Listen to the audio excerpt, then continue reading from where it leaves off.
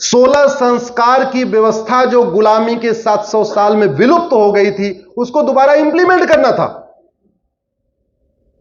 आप जरा सोचिए ना, कितनी अच्छी व्यवस्था। भारत में विवाह एक पवित्र बंधन है, बाकी जगह क्या है? कॉन्ट्रैक्ट। आश्चर्य की बात, लाइट मोड में बता रहा हूं आपको, भारत में जो बुद्धिजीवी है ना, कहते हैं भाई ये कॉन्ट्रैक्ट पे नौकरी नहीं होनी चाहिए, सबको परमानेंट करना चाहिए। वो भी कॉन्ट्रैक्ट मैरिज का विरोध नहीं करते। समझ रहे होंगे आप?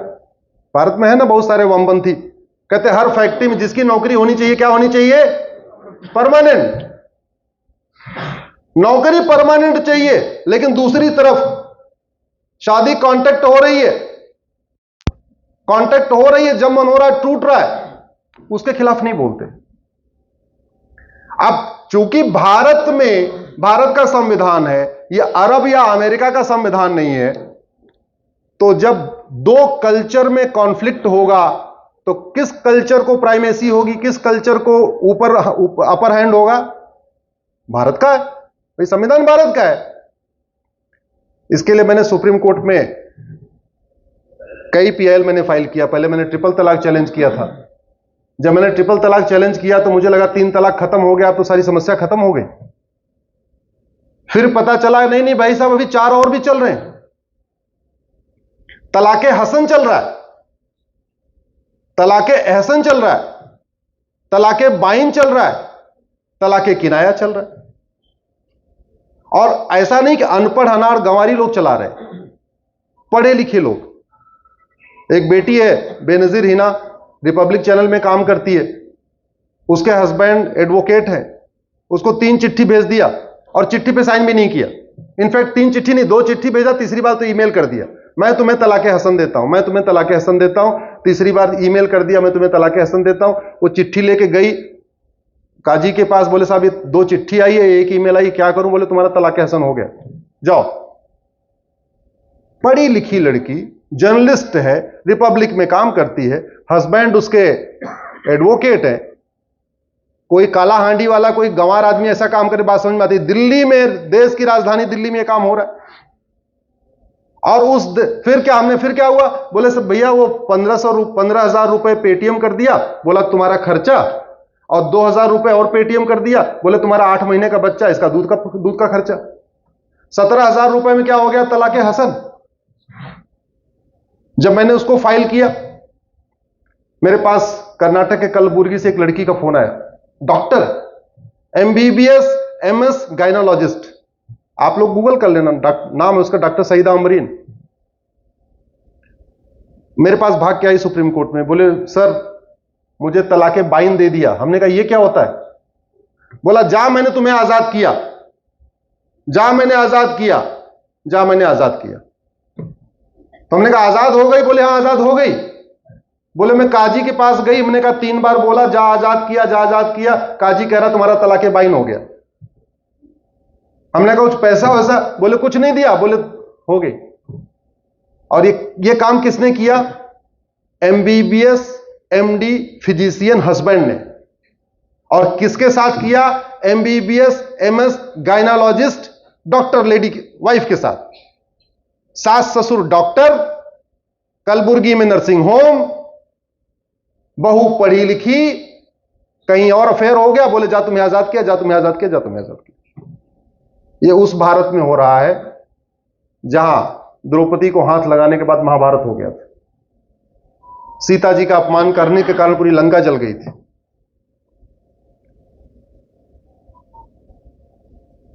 फिर पता चला उधर हैदराबाद में, कोची में अरब के शेख आते हैं, 9-10 साल की लड़कियों के साथ 15 दिन 20 दिन रहते हैं, चले जाते हैं, 10 लाख रुपए देते हैं, 1 महीने मौज करके चले जाते हैं। हमने कहा ये पता ये क्या किया है? बोले ये निकाह मुता है, MUTAH। फिर पता चला एक और आया, निकाह मिस्यार। फिर एक बार पति पति का झगड़ा हुआ, तलाक हो गया, बाद में थोड़ी बुद्धि ठीक हुई, बोले काम करो एक साथ में रहते हैं। काजी साहब आए, बोले ना ना ना, अब एक साथ नहीं रह सकते, अब तो तलाक हो गया है, अब तो हलाला कराना पड़ेगा। ये उस भारत में हो रहा है जहां नारी तू नारायणी कहते हैं, यत्र नारंती पूज्यते रमनते तत्र देवता कहते हैं, जहां कन्या पूजन होता है, उस भारत में हो रहा है। इसलिए भारत में अगर वास्तव में बहन बेटियों का कल्याण करना है तो रिजर्वेशन से 100 गुना ज्यादा जरूरी है यूनिफॉर्म सिविल कोड। हालांकि इससे हिंदू जैन बौद्ध सिख को कोई फायदा नहीं होगा।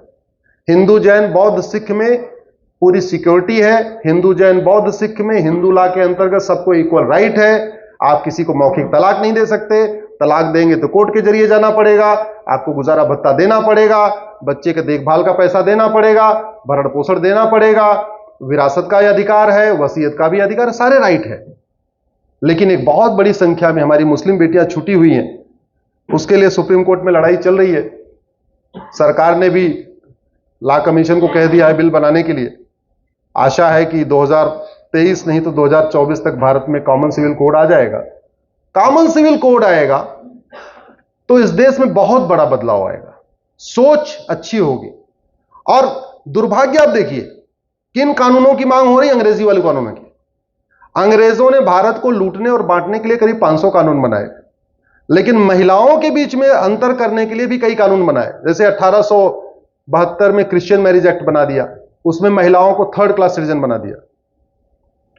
1936 में पारसी मैरिज एक्ट बनाया, फिर महिलाओं को थर्ड क्लास बना दिया।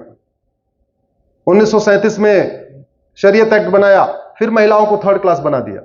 तो कायदे से जब हम आजाद हो गए तो सरकार की ड्यूटी थी कि भैया आज के बाद से 1950 से पहले बने सारे कानून खत्म, आज के बाद से हम नए कानून बनाएंगे और भारत की परंपरा के अनुसार बनाएंगे, भारत के रीति रिवाज के अनुसार बनाएंगे, भारत के दर्शन के हिसाब से बनाएंगे, जो वेद पुराणों में हमारी व्यवस्था उसके हिसाब से बनाएंगे। भाई हम भारत के हैं ना। अगर वैदिक व्यवस्था, वेद पुराणों की व्यवस्था, उपनिषद की व्यवस्था, भगवत गीता रामायण की व्यवस्था भारत में नहीं लागू होगी तो अमेरिका, यूरोप और अरब में लागू होगी क्या? कहां लागू होगी?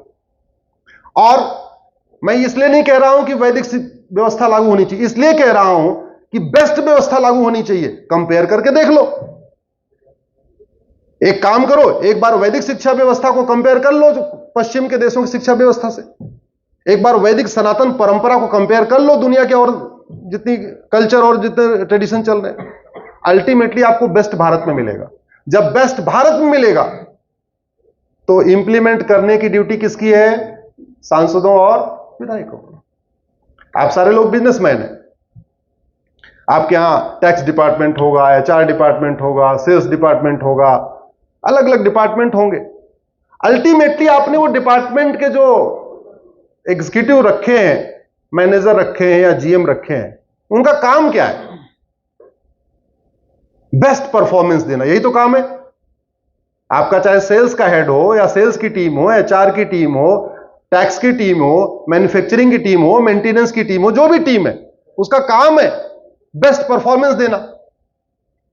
बेस्ट परफॉर्मेंस के लिए क्या होना चाहिए? 5M। 5M में क्या हुआ? Man, machine, material, method, money. ऐसा यही तो होगा ना। थोड़ा इंजीनियरिंग भूल गई है लेकिन पुराना याद है। मारुति में हम लोग 5M किया करते थे, मैन, मशीन, मटेरियल, मेथड और मनी। हमारे पास मनी है, आप लोग इतना बढ़िया, इतना पैसा देते हैं कि पूछे नहीं, पैसे की कोई कमी नहीं। ये अलग बात है कि उसका 20% कहीं और चला जाता है।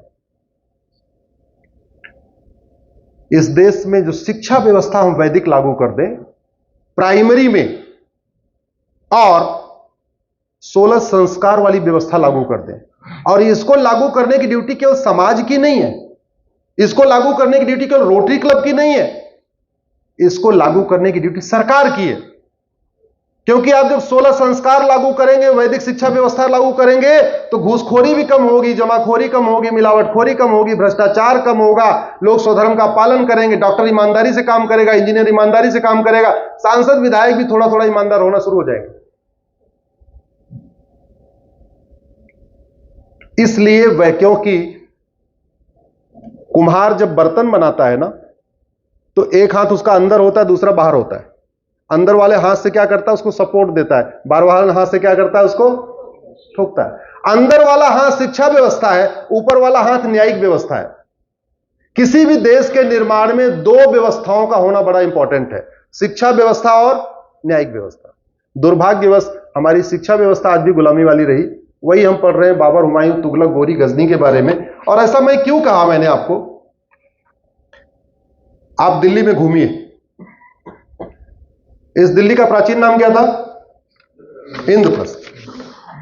ये खांडव प्रस्थ था, जंगल था, बंटवारा हुआ तो युधिष्ठिर के हिस्से में आया। युधिष्ठिर, भगवान युधिष्ठिर ने इसको डेवलप किया।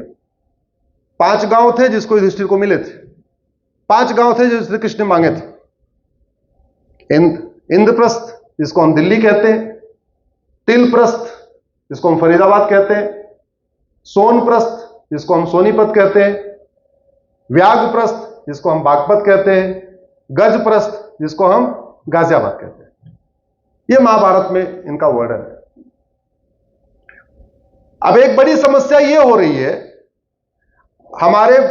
हम लोग महाभारत पढ़ते हैं तो उसमें ये 5 गांव आता है, फिजिकल उसको ढूंढते हैं, वो 5 गांव हमें मिलते ही नहीं।